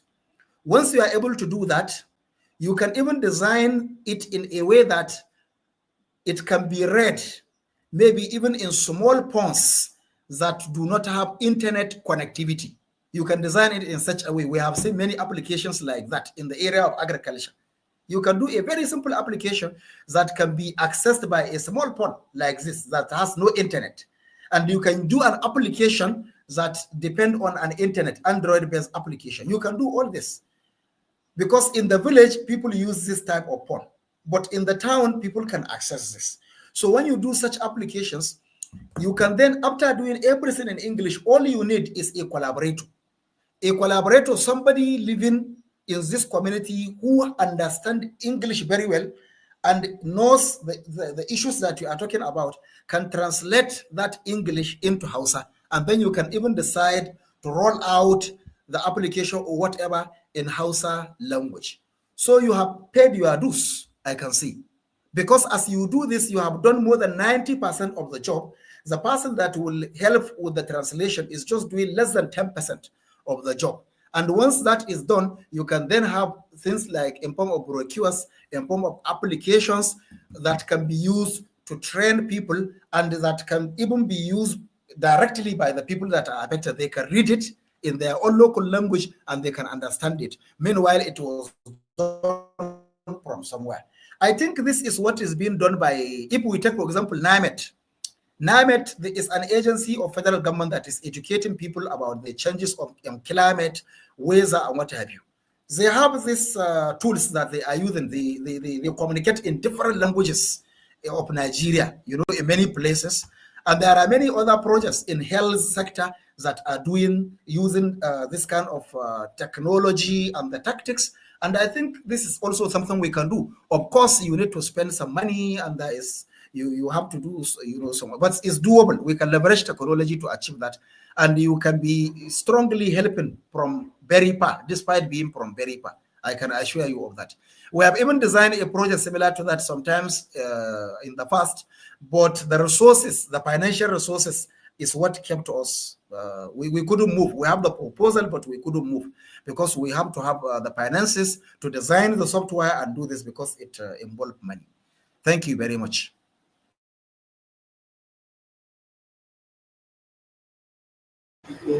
Wow, thank you so much, sir, for that.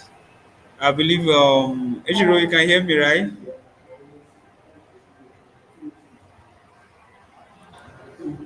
Yes, I can hear you clearly. Please go ahead. All right, thank you. I just wanted to, my phone went off, so I have to come online with my system. And it's been wonderful because the network here is not even better than using my phone because messages and calls are just distracting. So I'm really, really sorry and apologize for going off and on. Like, what can we do? But we thank God I was able to log in with my system. So thank you so much. I believe we've come to the last segment of today's program, and I really want to use this medium to appreciate our speakers for joining us, for making it um, that this thing to be here with us. So it's wonderful. I don't know. I'm not seeing any other questions, so I just want to use this period to ask this thing what our speaker, Mrs. Blessing, your last word, what your advice, what you think we can do better, both to the viewers, the government, and everybody. What do you think we could do better in this mental health sector, and what are we lacking, and what is your um, your voice to, like, you've been in this mental health space and you know what has been the challenge that you've been facing. So what do you think we can do better? What are your recommendations? Okay. All right. So it has really been an amazing time. Thank you, Doctor. Thank you, Ludo. Thank you, Basil. I really appreciate everybody. So, final words on this particular segment is, let's stop thinking it's all about us. It's not just about us alone. I learned this from somebody years ago. He said, whatever you fail to work on right now. So he was talking about children. You are just leaving children out. It's not my child, not concern me. He said, guess what? This child will grow up and somehow it will come back and affect your child, because the havoc the person will cause, your child will be affected. So stop thinking that it's just centered around us.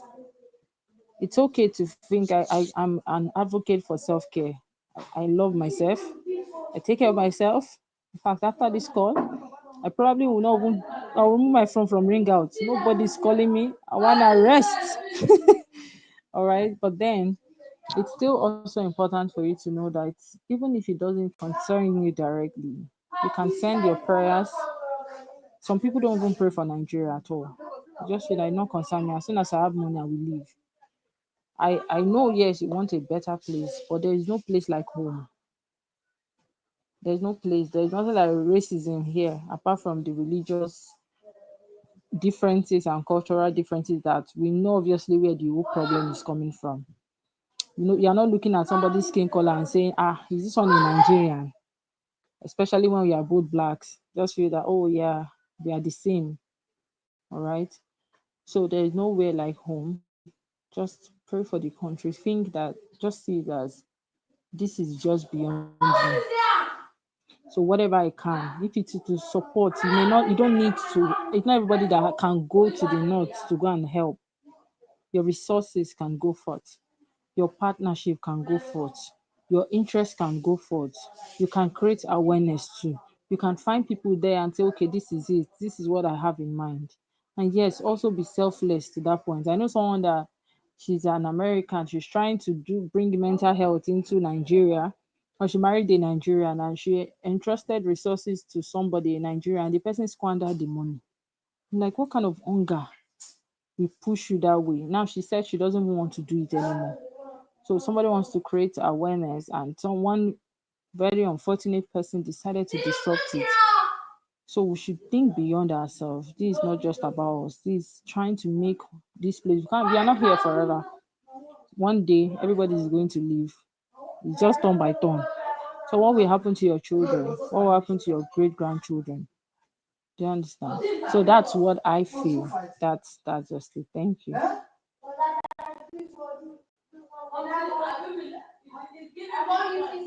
Thank you so much. Thank you so much, ma'am. Okay, so lastly to Dr.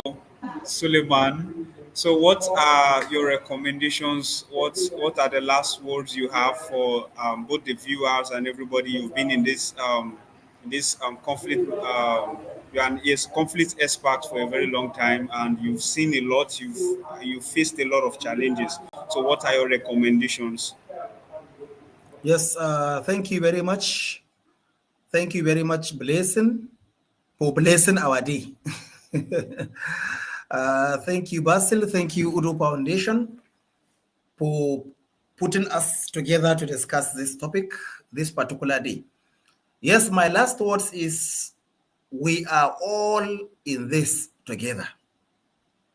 As Blessing put it, even if your child is not affected, only God knows which child will save Nigeria.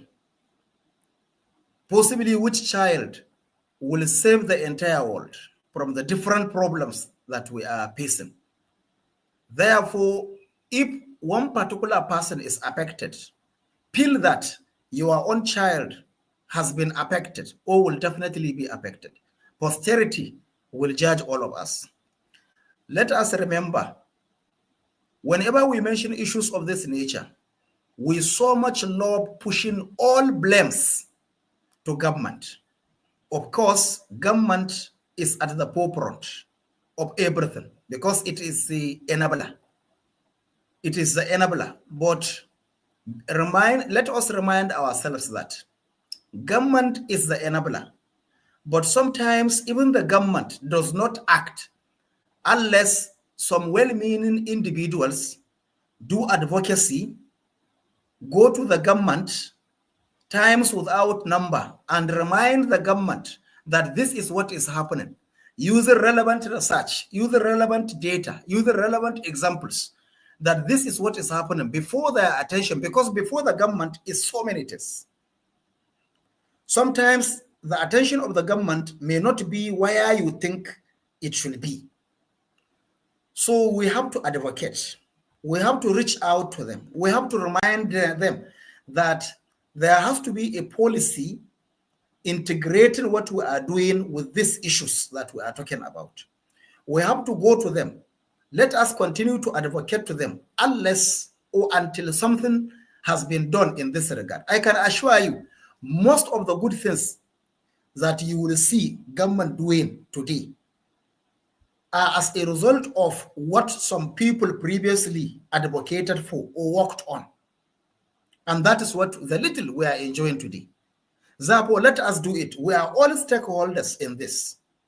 We can all contribute. Geographical location is not a barrier. We can all contribute towards alleviating these particular effects that we just discussed. Therefore, as community leaders, let us come together. As NGOs, government, whatever, we are all needed to come together, brainstorm, put resources together, provide our various expertise, because each and every one of us has his own areas of strengths. Let us put the areas of our various strengths together and see how we can pursue these issues seriously with all the dedication that it deserves. Thank you very much. All right, thank you so much. Thank you so much, Dr. Suleiman. Thank you so much, Ms. Blessing, for making it a time to be here today in the studio and sharing your own view.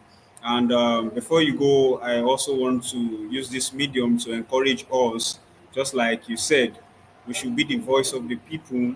We have come to understand what this thing is, and we know how it's affecting the children, the younger ones, and even the adults. And I also want to say this, that it is easier to, to push these people into the negative aspect using what they have passed through. For instance, if someone wants to recruit these people into kidnapping, they cannot say, you can use this frame as a revenge for what has happened to your family. Why not you just join us? And this is what we are currently facing. And then we talk about kidnapping, and then we'll talk about terrorism. And this is what they will tell them, that you can use this to revenge your death. And they will easily buy into that idea. But if you can reach out to them first and tell them that you can actually heal from this, I think they will prefer to heal than to do damage. So we really need to send voices down to the affected people. We really need to create more awareness so that people will understand that, yes, we have passed through different things, and some circumstances are uncontrollable, and we have come to experience it, but we can actually heal from this. So thank you so much. Thank you so much for joining. So I leave it here for Udo Foundation, Mrs. Ejiro, to finalize. Thank you. Oh my God, it's been an amazing conversation. Like I lack words to express how excited I feel, because this was just in my heart. Like, can we just let people know that this subject is important? How do we go about it? And here we are. We have done just that. We have told the public that, hey, mental health matters. And I want to thank you, Dr. Suleiman, for your time. You're always there when we call. Like, I don't know how you do it, but thank you so much from the depths of my heart. On behalf of Udo Foundation, I must thank you. You're like one of the best partners we've ever had. I must also thank Blessing. I mean, Blessing is someone that, I don't know how to put it. Her passion does not lie. Things like this, you can easily say, I beg, I can just do consultation and get 200,000. But yeah, you are doing it for children you don't even know. It just shows the genuine passion that you have. And I must thank you so much. And I hope that together we would work with you and your organization to provide support to these kids. And of course, to my co-moderator, thank you, Kachi. I know the network tries to play on us, but it's a liar, right? Thank you so Don't much for mind this. Nigeria network. I know, right? Thank you, our viewers, too, for watching. I mean, I can see all the people on the call. It's amazing. It shows that you are genuinely interested, and together we can create this awareness and advocate for every child to receive mental health support. Please stay tuned for our next month's edition of our State of Education webinar series. Remember, this was a special edition rather, and every month we have topics we talk about. We are not going to rest until what needs to be done is done, right? And do well to also subscribe to our YouTube channel at Ido Foundation. Turn on the notification bell so that when we go live on our next event, you will be notified. All right. Also follow us on our social media handles at Ido Foundation on Facebook, on LinkedIn, Instagram. Do well to follow us so that you can get the juicy gist we always have to give you, right? And from all of us at Ido Foundation, happy World Health Mental Day. Take care of a child next to you. Check up on your loved ones and your friends. Be sure that their mental health is okay. All right. That's how you can celebrate today. And from all of us once more, thank you so much and have a lovely day. Goodbye, everyone. Thank you. Thank Thank you. you. Thank you, Doctor. Bye. Bye. Thank you Thank you, very Kachi. much. Bye bye. Thank you. Bye.